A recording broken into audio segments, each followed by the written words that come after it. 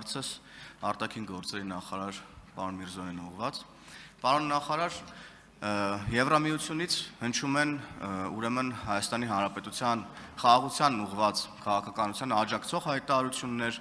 զուգահեռաբար վերջերս Թուրքիայից էլ հնչեցին առնվազն Հայաստանի խաղաղությանն ուղղված քաղաքականությունը ընդգծող, դրականորեն ընդգծող հայտարարություններ, եւ այս հայտարարությունները Հայաստանի ներսում մեզ հայտնի ուրեմն շրջանակների կողմից խորհրդարանում ներկայացված ընդդիմության եւ խորհրդանից դուրս ուրեմն մի շարք ուժերի կողմից ներկայացվում է որպես Հայաստանի ներքին կյանքին միջամտելու փորձ։ Այս առումով ըստ էության հանրությանը կրկին մանիպուլատիվ տեղեկատվություն է մատուցում եւ ես խնդրում եմ ձեզ նախ մեկնաբանել այս հայտարարությունները եւ նաեւ պարզություն մտցնել, որպեսզի մեր հանրությունը վերջի վերջո չմանիպուլացվի այս հայտարարություններով։ Շնորհակալ եմ։ Հարցին կպատասխանի արտաքին գործերի նախարար Արարատ Միրզոյանը, համեցեք պարոն Միրզոյան։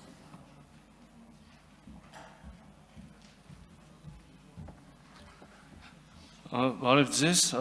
այո, ես էլ եմ նկատել, որ այդ հայտարարությունները մեկնաբանվել են այն կերպ, ինչ կերպ որ դուք ներկայացրեցիք, եւ միանշանակ կիսում եմ ձեր գնահատականը, այդ մեկնաբանությունները մանիպուլյացիա են եւ որևէ այլ կերպ դրանք անվանել չի կարելի։ Ցավոք սրտի այդ մանիպուլյացիաները դարձել են մեր քաղաքական հասարակական կյանքի ամենաառօրյայի մասը եւ ես առնվազն կանխատեսել կարող եմ, որ առաջիկա 5-6 ամիսներին շարունակելու են լինել այդ կյանքի մասը, եթե ոչ ավելին աճելու, հիմա մասնավոր դեպքերի մասին երկու, գիտեք, ճաշակի հարցը, իրականում Եվրոպական միության բարձր ներկայացուցիչը աջակցությունը հայտնել Հայաստանում ժողովրդավարական գործընթացներին, ժողովրդավարական ընտրություններին, ինչը կարծում եմ խնդրարարույց չի որևէ կերպ միայն ողջունել կարող ենք եւ շնորհակալություն հայտնել եւ Թուրքիայի արտաքին գործերի նախարար ես սովորաբար չեմ ուզում մեկնաբանեմ որևէ երկրի արտաքին գործերի նախարարների դիրքորոշումները քննարկել կարող եմ մեկնաբանելը չգիտեմ ինչքան վա տեղին բայց այդ հայտարարությունը կոնկրետ աջակցություն էր Հարավային Կովկասում խաղաղության գործընթացին, Հայաստանի եւ Ադրբեջանի միջև հարաբերությունների կարգավորման գործընթացում վարչապետ Փաշինյանի ունեցած դերակատարությանը եւ նաեւ ստացվում է, որ Թուրքիայի դիրքորոշումն է խաղաղության գործընթացի նկատմամբ Թուրքիայի կողմից այդ գործընթացի ողջունելն է, եթե կուզեք նաեւ, չէ՞ որ ամեն ինչ չի շատ ուղիղ բան ասվում, հա, բաներ կա, որ այսպես փաթեթով կամ տողատակերով եւ նաեւ խրախուսանք ուղված կամ կոչ ուղված Հայաստանին էլ, Ադրբեջանին էլ շարունակել այդ նույն ոգով խաղաղության գործընթացը հանգեցնել հետագա ինստիտուցիոնալացմանը, հա, այդ գործընթացի։ Այստեղ վատ որևէ բան կա, կարծում եմ, որ ոչ եւ երիցս ոչ ներքին գործերին Հայաստանի միջամտելու փորձ շատ մեծ ցանկության դեպքում էլ դժվար է տեսնել, էլի, բայց ուզում եմ նորից շեշտել, ճաշակի հարցը, ասենք հաշվի առնելով մեր որոշ քաղաքական ընդդիմադիր շրջանակների կամ խմբակների արտաքին քաղաքական ճաշակը նրանց ազդեցության թաքնված կամ անթակույց ազդեցության տակ գտնվող մեդիա ռեսուրսների ըստ այդմ արտաքին քաղաքական ճաշակը կարելի է հասկանալ, էլի, որ երբ որ կարելի է բացատրել գոնե, երբ որ Եվրոպական միություն ասում է ողջունում ենք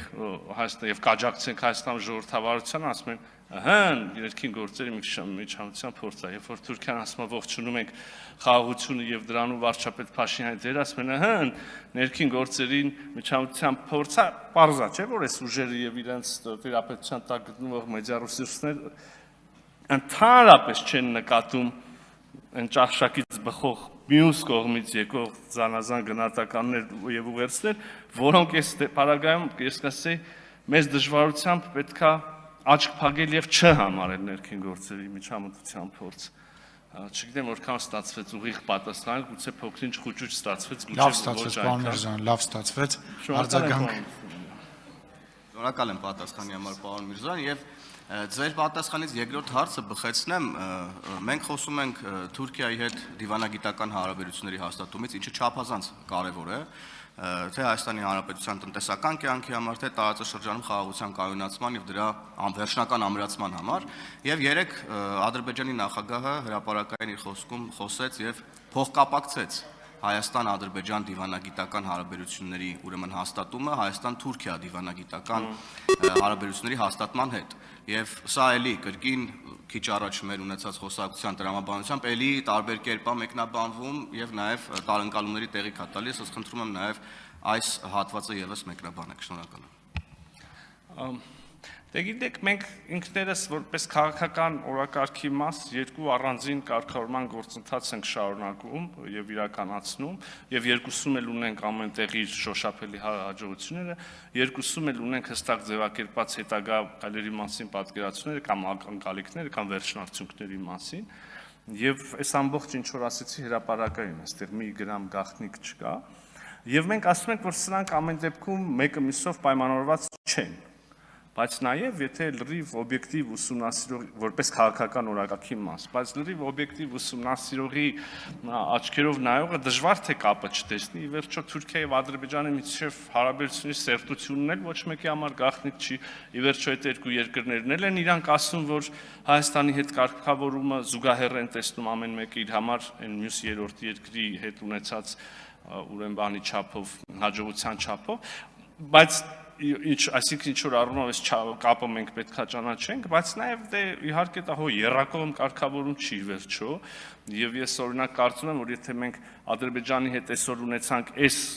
պայմանավորվածությունը մի քայլ էլ առաջ կատարեցինք, մի քայլ էլ ամրապնդեցինք խաղաղությունը կամ ինստիտուցիոնալացրեցինք, կարանք այդ քայլը անենք առանց սпасելու Թուրքիայի հետ, հետո Թուրքիայի հետ մի քայլ առաջ ունեցանք այդպես եւ այդպես էլի զուգահեռ, բայց ոչ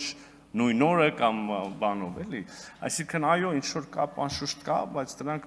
դնել նույն տեղ, նույն վայր, նույն ժամ, երևի մի քիչ չափազանցություն կլինի, իսկ ընդհանուր առմամբ ես կարծում եմ, որ կարևոր է այնուամենայնիվ նկատել, որ Ադրբեջանի նախագահի եւ ինչպես մեր մյուս գործընկերների դիրքորոշումները, ինչպես եւ մեր դեպքում, այսինքն լրիվ խաղաղության գործընթացի մաս են, համահունչ են եւ տրամաբանական դրսեւորում ու շարունակություն։ Շնորհակալ